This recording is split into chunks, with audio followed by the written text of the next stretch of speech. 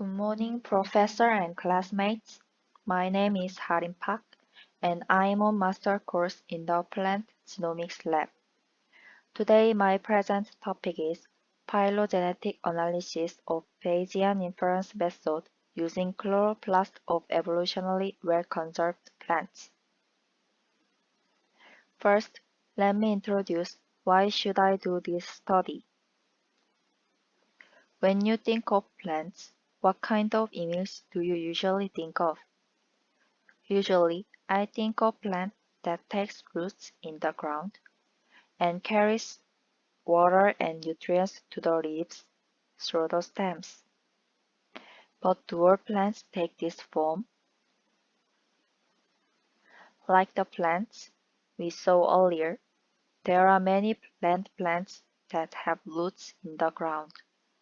But there are also many aquatic plants that grow underwater at least one period of their life. The types include immersed plants with the roots and a part of stem in the water, and the rest of the stems and leaves extending above the water surface. Floating-leaved plants with roots in the ground, and floating leaves and flowers. Free-floating plants floating on the water surface or underwater. Submerged plants that grow completely submerged in water. Among them, the free-floating plants have only the kind that does not take roots in the ground. Let's look at some more types of the free-floating plants. The free-floating plants include Salvinia natans, Pistia stratiots, duckweed, and so on, which are different from the usual plant forms. The Salvinia natans has photosynthesis leaves, and leaves absorb moisture and nutrients in the water. And it has also stems that connect these leaves, but no roots. Pistia stratiots consist of only leaves and roots, so there is no stem. Some species of duckweed, the thallus replace the leaves, and they don't even have roots. Among these various types of free-floating plants, duckweed belongs to the monocotyledon and Araceae family based on the evolution of the molecular level, although only the thallus exists depending on species. If you look at the plants of the same family with duckweed, they all have leaves, stems, and roots, which are similar with the plants we commonly know. So I wondered, it is right for duckweed, which is so different in form with other Araceae plants. So I needed molecular information of various duckweed to enrich the molecular level taxonomic information of Araceae family. The only known duckweeds are Ulpia australiana, Ulpiella lingulata, Lemna minor, Spirodella polyrhiza. So I decided to first verify the Araceae lineage through phylogenetic analysis with known duckweeds and its family. Afterward, add new duckweed molecular information. Second, let me introduce what I used for this study. I adopted chloroplast and information among the molecular information of duckweed. Chloroplasts, unlike most organelles, are not controlled by the nucleus and are numerous in the cytoplasm. Chloroplasts, unlike most organelles, are not dominated by nuclear and reproduce themselves in a similar way to prokaryotes, duplicating and dividing their own DNA. Therefore, even when inheriting, one parent inherits. When the DNA of cell nucleus undergoes meiosis and is inherited from its parents by half, the genetic information changes a lot. But the chloroplast is inherited from one parent, so the genetic information can be conserved well. Therefore, chloroplast was adopted because it was considered easy for phylogenetic analysis. Because of this, I thought they were easy to phylogenetic analysis. I adopted chloroplast. Among many parts of the chloroplast, the protein coding sequence, which contains genetic information, is significantly less likely to change as it is inherited. So, it was adopted for phylogenetic analysis. In order to proceed with this study, chloroplast information and sequences were required, and this can be obtained from NCBI, which provides many biotechnology and biomedicine information in various formats such as FASTA, GenBank, and so on. So I was able to get a GenBank containing 12 kinds of chloroplast information, including 11 kinds of archaea family and GMAs for the outgroup to see the accuracy of the phylogenetic analysis. GenBank format file can be divided into 3 parts: header, feature, and sequence. In the header, you can see the accession number, or length of molecular, DNA RNA type, keyword, organism, and classification level. In the feature, you can see the range and annotation of the sequence. As you can see, the section of gene, tRNA, CDS is shown. In the sequence, it is the section representing the whole chloroplast sequence of the species, and 60 bases are separated by 10 spaces per line. Because of this, it was easy to get each gene's protein sequence through gene and location information in CDS section from each species GenBank feature part. Of course, you can get the protein sequence through the translation part, but I prefer translation myself for accuracy. In this way, the genes and protein sequences that exist on each species were extracted, and a data frame was created only with genes that were exist on all species of archaea family that I selected for my study. As shown in the table on the left, the PSBA gene present in all species from Ulpia australiana to G. mays. So PSBA gene was able to enter the data frame, but the ACCD is not found in G. mays. So ACCD gene could not be entered into the data frame.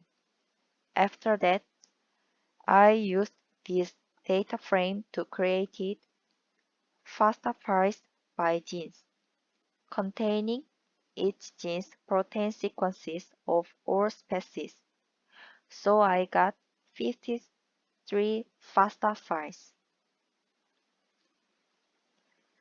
The FASTA file could be multiple aligned using the Planck program. This Planck program is based on a new algorithm that treats insertion correctly and avoids overestimation of the number of deletion events. So Planck program makes it too good data for phylogenetic analysis.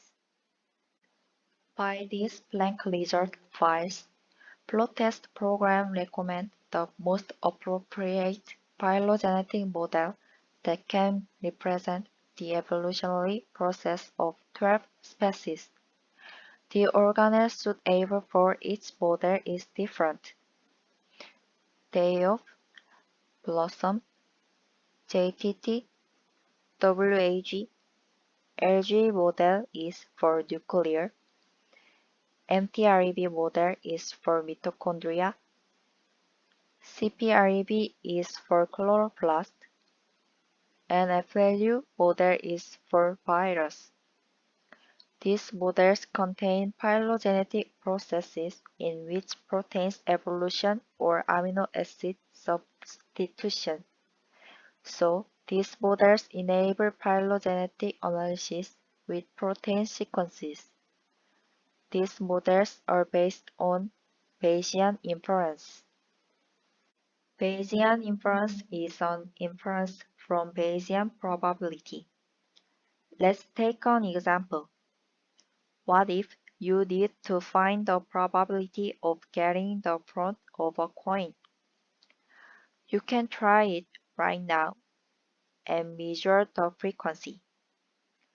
If you flip a coin 10 times and the front 3 times, you can know that the probability of getting the front of a coin is a 3/10. However, what if you need to find the probability that the volcano will explode? Since we cannot try to explode the volcano, like a coin flip, it is difficult to get a reliable value with the frequency probability method used earlier. Estimating the probability of a volcanic eruption using the probability of several events that may be indirectly related to volcanic eruption when you cannot try it yourself, such as in this situation. That is the Bayesian probability. Models built on this principle allow me to get a reliable phylogenetic tree because it calculates the cause and effect relationship and evolution of plant proteins. Thus, I was able to do Bayesian probability calculations with the Planck file and get recommended models that tell me what phylogenetic evolution has occurred for each gene. The appropriate models for each gene may all be the same, but mostly different. So, using the model with the most results, I can infer the phylogenetics of each species. As you can see, that is started with chloroplast protein coding sequence, so that the model is recommend CPREB. When BEAST runs with Planck result files and the model recommended by plot test, BEAST creates several trees based on Bayesian inference. And when the BEAST is finished, the results are returned to multiple files. Then these files need to process for the final phylogenetic tree. With a fig tree program, I was able to draw a tree like this. As you can see, that each genus in the Archaea family is well clustered to each other. The posterior part is the result of Bayesian inference, and it is the standard that one is the most accurate. Therefore, it could be verified that it is molecularly correct that the duckweed is classified as a family of Archaea. However, I could see that the Alocasia, one of the Archaea family, was clustered to the G maze that was put into the outgroup. The Alocasia have been shown in the family of Archaea in Google and NCBI. However, I was able to confirm that a paper was published in 1215 that Alocasia is not an Archaea family. Therefore, this is molecular phylogenetic analysis was well done and it was gaining strength. Third, let me introduce what more did I do for this study with this verified method. As I said before, I was going to verify the lineage of the Archaea family after that at U dug with molecular information. So I sequenced Wolffia globosa, a duckweed that has not yet been identified molecular information by CTAP method. Because of sequencing, I could get the FASTA file of Wolffia globosa, so the Wolffia globosa's molecular information was able to annotate with Wolffia australiana, Wolffia lingulata, Lemna minor, and Spirodella polylisa as a reference. After that, I added the Wolffia globosa, which revealed the molecular information, to the 12 species previous used. So with a total of 13 species, I conducted previously processed that from the gene and protein sequences for each species were extracted to the phylogenetic analysis. Then I could draw a phylogenetic tree like this. It was similar to the phylogenetic tree I drew earlier, but Wolffia globosa is clustered to the same Wolffia genus, Australiana, and posterior value is also 1. Finally, I would like to introduce the advantages of this study in the life science field.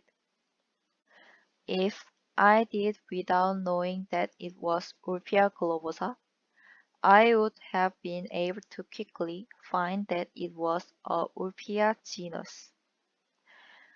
Thus, it would be easier to assess this new species and quickly discover its character and cultivation environment. Therefore, since this study can be easily applied to not only duckweed but also other species, I think it will be very helpful to the life science field so that if a new species is discovered, it can be quickly identified and researched. That's all for the presentation. Thank you for your attention.